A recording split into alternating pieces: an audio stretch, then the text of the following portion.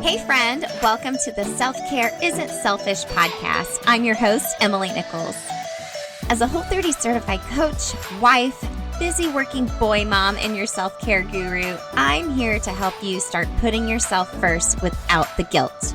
Each week you'll hear motivating and practical tips on how you can create a habit of self-care through interviews with my amazing guests or quick solo episodes with me. After each episode, you'll walk away with an action plan and feel empowered to implement what you have learned into your life. So, grab a cup of coffee, glass of wine, or your favorite sparkling water, and let's do this.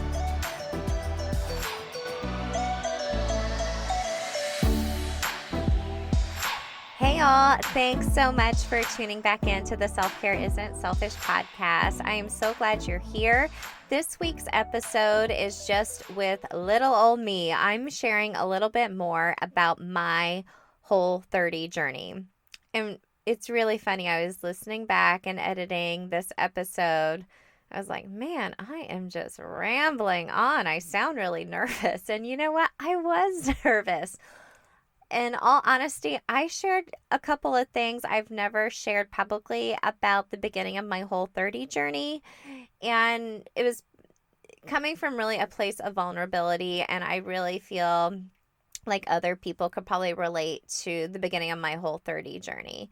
I truly wholeheartedly believe deep down in my soul that Whole30 can change people's lives, because it changed my life, it changed my husband's life, it changed my family's life, and really just led me down a path to becoming the healthiest version of myself, finding self-care, not just like the fluff self-care, like deep down self-care, what works for me to be the best version of me, not feeling guilty about it, and just continuing down this path where by changing what I put on my plate, it changed my whole life.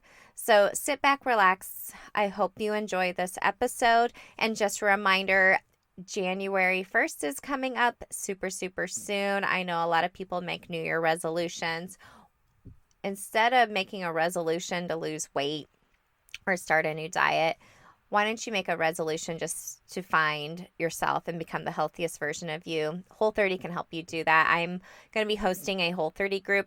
We'll be starting just January 1st with just prepping, and then day one will actually be January 6th. I'll include some links in the show notes to give you some more details, but take a listen to today's episode. It'll give you a little bit more information about Whole30 and my own personal journey to help you make that choice for you. So thanks again for listening, and enjoy this episode.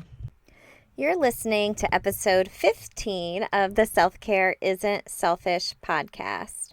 So confession time. I wanted to share a little bit more about my Whole30 story.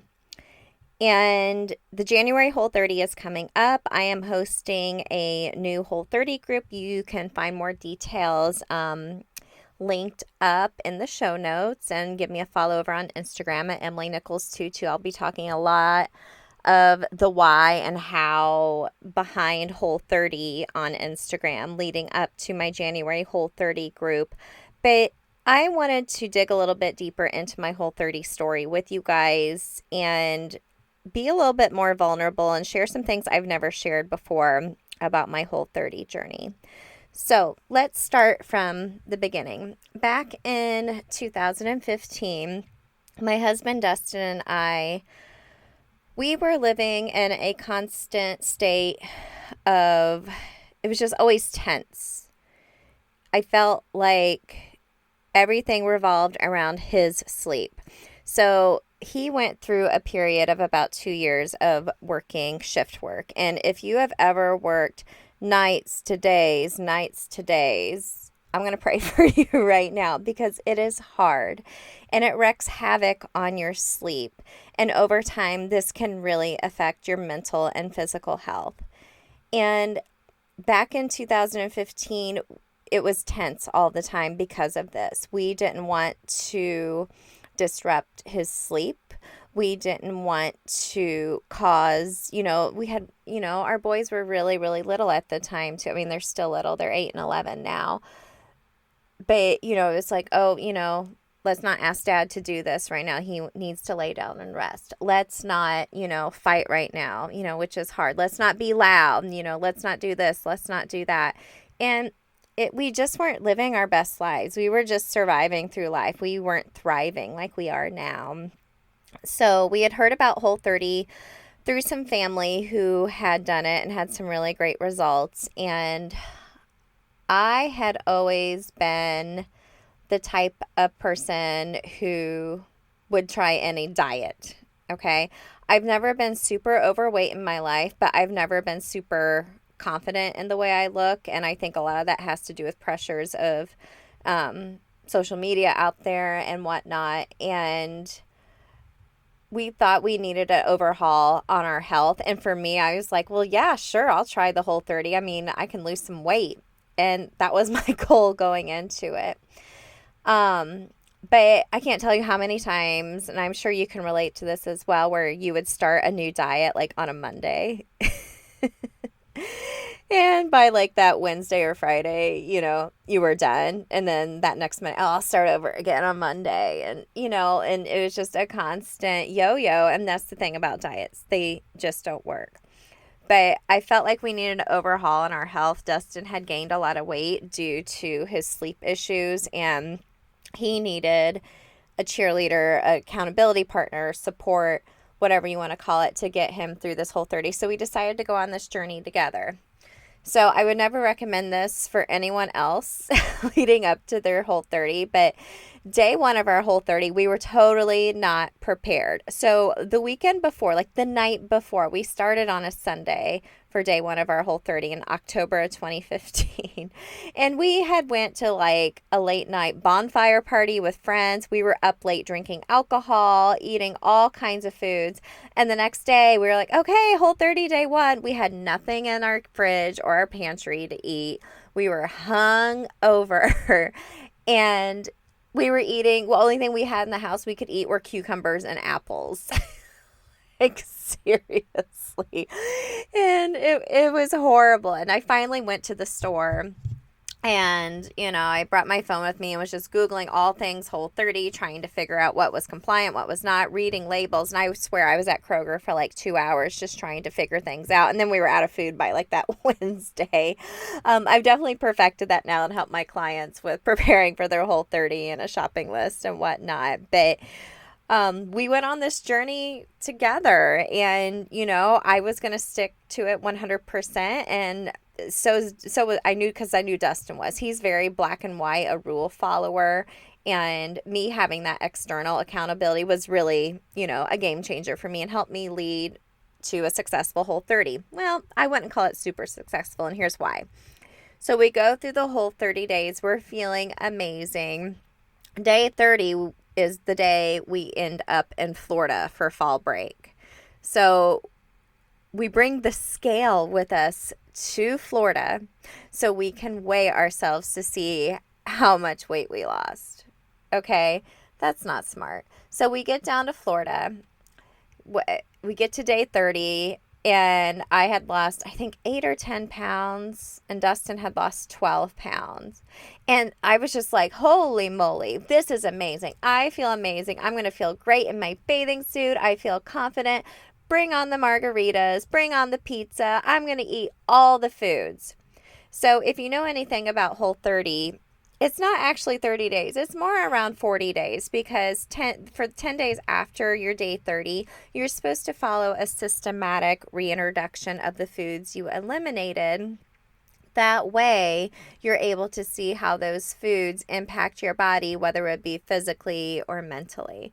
We obviously did not do that, and I probably gained all 10 pounds of that weight I lost back just in that week. And I lost everything that I had learned. So we go back to eating, Whole30-ish after we get back from vacation. Dustin really just felt better while he was eating more of a Whole30 diet. And he just kind of stuck to his own Whole30-ish through the holidays, with the exception of, like Thanksgiving and Christmas, enjoying his food freedom. But I wasn't enjoying my food freedom. I wasn't. I was binging all the food. I was like, it's Thanksgiving, no limits. I eat, gonna have all the wine and desserts, and then don't get me started on Christmas. I love like Christmas cookies, when they do that royal icing. Oh, they're so good. Um, but I was just binging and just kind of like YOLO, and I wasn't feeling my best. So January 1st, I went back to a strict Whole30 and, lost some weight again and felt better. And then, that spring, I did it again. I did another Whole30. And in between that, confession time, I was binging on what I thought was healthy foods. I would get like the cookie dough Lara bars because, they are technically Whole30 compliant. They don't have any ingredients on it that are not allowed on the Whole30, but I would eat 3 or 4 Lara bars at one time. Or, those Milano cookies. You guys know what I'm talking about. They're like kind of like the shortbread and they got the chocolate in it. I would buy those at the store and I would hide them in my car and eat them. And I drive a lot for my job, so I would have them in my car and hide them so my kids wouldn't eat them. And within a day or two, they would all be gone. And I don't even know why I would do that. I think I have such an attachment to sugar and stress. And it took me probably 4 or 5 Whole30s until it finally clicked for me. And I realized how much I was using Whole30 as a way of yo-yo dieting. I was abusing it. It's not the whole 365. You're not supposed to eat that way the rest of your life, but you're supposed to take your new habits and relationship with food and information you've gathered about yourself and the way you react to food, either physically, emotionally, and take it into your food freedom. Now, I'm going to talk about food freedom a little bit more next week in an episode, especially because we're leading up into Thanksgiving and what that should look like for you. But y'all, I wasn't living in my own version of food freedom. I was just binging on sugar and feeling stressed out. And then I would just, YOLO and then go back to Whole30. And that's not the point of the program.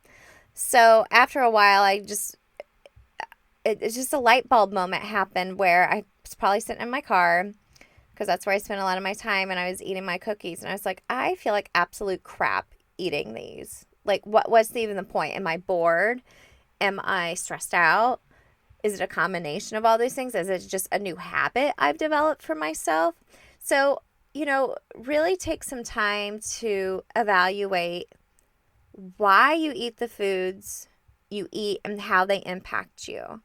And, a lot of times you can't do that because you're eating all these different foods at once and you're just not sure how they're impacting your body. Either they're just unknown. Foods are not good or bad. They're just unknown. How's that saying go? Oh yeah, all things are possible with coffee and mascara. Well, that's certainly true for me, and I love to have my coffee every morning after my workout, and I don't really leave the house without mascara. So my fellow blondies, I know you feel me on this. But gang, check it out. Having my coffee every morning is part of my self-care routine, and I always take my coffee blended with Nutpods and coconut oil. So Nutpods is a dairy-free creamer. It's made from a blend of almond butter and coconut cream. I love the French vanilla flavor. It's my favorite. It's super yummy, super smooth, but even better, it's Whole30 approved. So gang, head on over to nutpods.com and use the code EmilyNichols22 to get 15% off your first order of Nutpods. That's EmilyNichols22, EmilyNichols22. And let me know once you receive your Nutpods what your favorite flavor is and how you take your coffee. So remember, just head on over to nutpods.com. So let me back up for a minute. If you're listening to this saying, okay, Emily, this is all great, but what the heck is Whole30? Let me explain a little bit more about what Whole30 is. So it's a 30-day elimination protocol. You eliminate foods from your diet that are known to be perhaps problematic for some people. They're unknown. You don't know. So those food categories include grains, dairy, legumes, no alcohol, no sugar, no soy, no MSG, and you take away the scale for 30 days. Then, you go through your whole 30 days, and then you take either 10 days, or if you need more, take longer to do a reintroduction. So a reintroduction could look like this. On day 1, you reintroduce beans into your diet, legumes, for example. So maybe you add some black beans to your eggs in the morning, or you have some peanut butter with an apple as part of your lunch, for example, and you just see how your body reacts. You go to eating a Whole30 lifestyle for 2 to 3 days after to see if there's any reaction to that your body has. And then you repeat the process for the other food categories.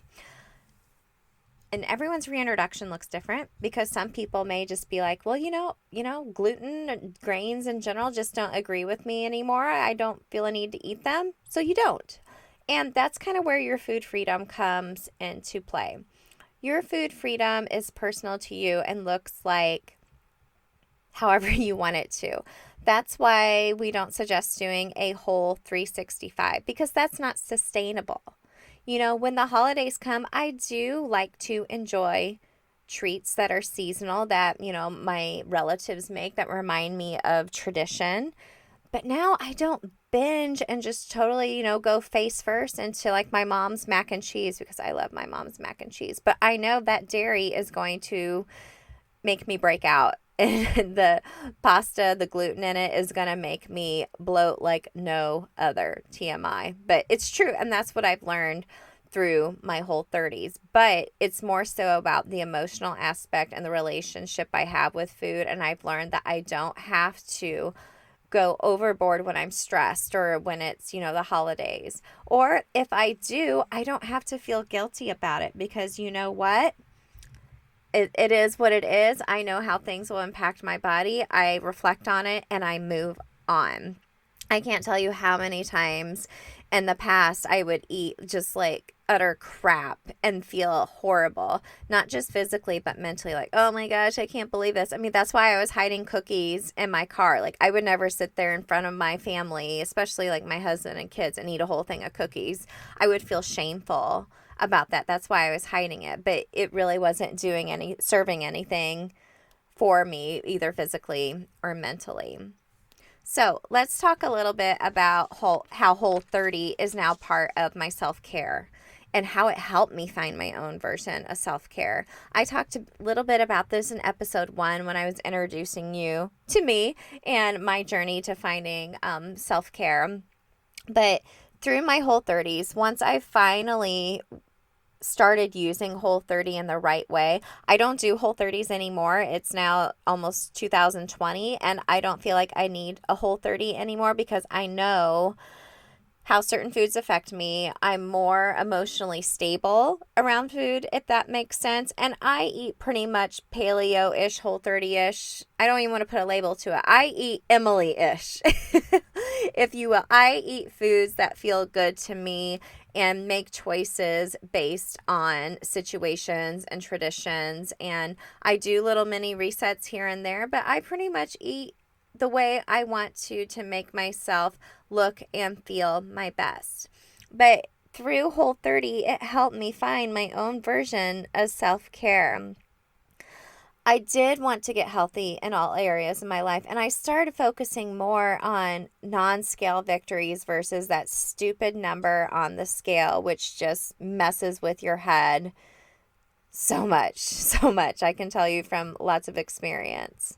So through Whole30, I learned how to cook. I learned how to cook really easy meals, especially meals that are easy to eat on the go, because I'm in my car a lot for work. And, I've learned the importance of sitting down and having a nice dinner with my family. And I know that's not possible every night based on our activities, but I do plan ahead now for the most part. The kids probably get bored because we eat a lot of the same things, but it makes it easy and simple for me. I'm not the best chef in the world, but I do, fix dinners where I know I'm going to feel good, and I know my kids are going to feel good, and my husband as well. But I've also learned to have treats and not feel 1 ounce of guilt about it. I've also learned the importance of moving my body and how that's my own version of therapy. I've been a fitness instructor now for over 4 years, and Whole30 really helped me, do some scary things that I never would have thought possible. And I'm excited for other opportunities in the future to help people love moving their bodies as much as I do. And that looks different for everybody, but it's been my own form of therapy and my own form of self-care to get up in the wee hours of the morning and go either run or hit up Orange Theory or just do a workout in my living room. And, it helped me find my own version of another form of therapy, is just personal development. Listening to podcasts, listening to audiobooks that are going to lift me up, and surrounding myself with positive people. I mean, it's interesting. I've shared this story numerous times, but, I joined a running group, did something I was uncomfortable doing, found some of my best friends, and, now we're here to do life with each other and support each other through thick and thin. But I don't think I would have been in the right mindset to meet these girls a couple years ago, because I've been like, oh, they might have been really judgmental, or, they wouldn't accept me, when in all reality, when you put yourself out there and you're filling yourself with good things, you feel more confident to step out and do scary stuff like that sometimes. So that is what Whole30 has done for me. It's completely changed my life, and I wasn't using it right at first. And I could probably speak for a lot of other people that, yeah, a lot of people go into doing a Whole30 to lose weight. And you know what? That's okay. You're going to build a lot of really great new habits that you'll take with you beyond your Whole30, even if you complete it or not. And like I said, I was using it not in the right way at first. Looking back in retrospect, I was totally yo-yo dieting with it, and diets don't work. That's why I always had to keep going back to it. Now I've just learned to eat in my own way, my own Emily Food Freedom way that works for me. And you're not going to get a quick fix even in just 30 days with the Whole30, considering the diet culture we've grown up in, thinking about fat is bad, eating these diet foods and pills and shakes and whatever. Nothing is going to transform you from the inside out other than just eating foods that make you feel your best from the inside out, mentally and physically, and then watching that evolve into your own version of self-care in other areas of your life. So like I mentioned, my next Whole30 group is coming up. We are starting prep on January 1st, 2020. Gosh, that sounds weird, 2020. And day one of the Whole30 with this group will be on Monday, January 6th.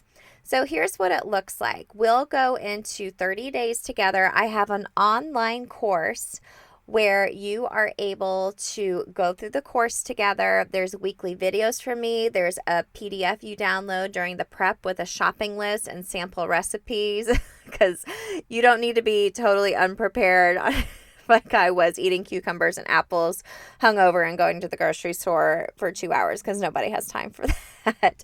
But, I keep it pretty basic and simple because I'm not a professional chef. I'm not a food blogger. I keep it super, super real and what works for me as a busy working mom. And then every day you get a daily email from me kind of helping you through your Whole30, kind of like the Whole30 day-by-day journal. And I have a lot of, through the course, there's a weekly video kind of telling you what to expect, and free downloads, including a non-scale victory checklist, the shopping list I mentioned, a self-care calendar, thinking of ways you can get creative and put self-care out there into your own world. And then at the end of the day, 30 days, we do go into a reintroduction together. I only go into about 5 days of that reintroduction with my clients because, like I said earlier, your reintroduction is super personal to you. I am there to help coach you through it and help you thinking about your food freedom. And if you ever need to go back to a Whole30, it's there for you. You might need a couple of Whole30s, but I don't want you to abuse it how I did. You learn something new every time, and I for sure have. And I really want you to take this with a grain of salt. It's not a diet. I know a lot of people out there will be like, well, how is this not a diet? You're eliminating foods. It's not the whole 365. I'm not telling you not to eat these foods for the rest of your life because they're good or bad. Food has no morality, okay? They may just affect your body in a certain way or your mind, and this is a chance for you to go on a journey, take some things out of your diet, because let's face it, food is super emotional. When I took sugar out of my diet, when I was stressed out, I was like, well, crap, what am I going to do? I don't have wine to drink or a margarita or, make some cookies or something, like I would make a mug cake, you put all the ingredients in a mug and make a little piece of cake. Like I would seriously do that just because I thought I was craving things. Well, I was craving things, but I've changed my taste buds since then. But I take my clients all the way through their reintroduction, just 5 days, and then you're part of my, like I like to call it, my Eat, Move, Love community from then on out. So like I said, I have an online course that helps you go through it. I have an app as well, so that's not a little... So you have easy access to the course every week and including my daily emails. But also, I have an online community on my app versus Facebook. I've always used to host Facebook groups, and in all honesty, I feel like Facebook groups are kind of cluttered. You don't ever see things in order. You have all these other notifications from other stuff you're following on Facebook. So I'm so excited to have this opportunity to have my own app, have the course and the community right there at your fingertips without having all the extra clutter. I think it's really great to be part of a community so you're able to share your shared experiences, share, recipes, how you're feeling. If you've ever done a Whole30 and you've looked at like the Whole30 day-by-day calendar, it is pretty darn accurate how you feel day by day. So it's nice to be able to talk to people going through it at the same time as you are. So like I mentioned earlier, make sure to give me a follow over on Instagram at EmilyNichols22. I'll be posting a lot more info about Whole30 and what my Whole30 group looks like leading up to the January Whole30. And because I love my podcast listeners so much, I always provide a discount code for you guys. So if you go to the link in the show notes to purchase the January Whole30 group with me, if you use the code SELFLOVE, just SELFLOVE, all one word, all capped, you get a special discount for listening to the show.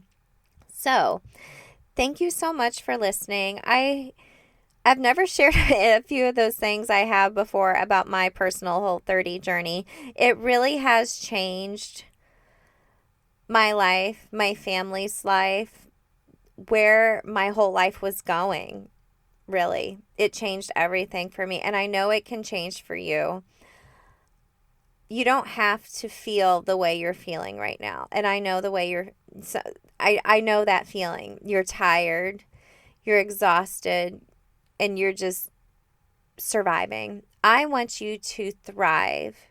And I get it. Life is hard. It's overwhelming. But Whole30 really helped me to be the healthiest version of myself, to find my own version of self-care. And I'm still always on a constant journey as different seasons come and go in our lives. But I wholeheartedly believe in the power of when you change what you put on your plate, you can change your whole life. So once again, thank you so much for listening. Make sure to leave a rating and review on iTunes and take a screenshot of you listening today and tag me at EmilyNichols22 or at Self-Care Isn't Selfish Podcast. And make sure you take a look at the show notes so you can learn a little bit more about my January Whole30 groups. And I do offer private one-on-one coaching as well if group coaching is not your jam. So thank you so much for listening. And remember, self-care isn't selfish.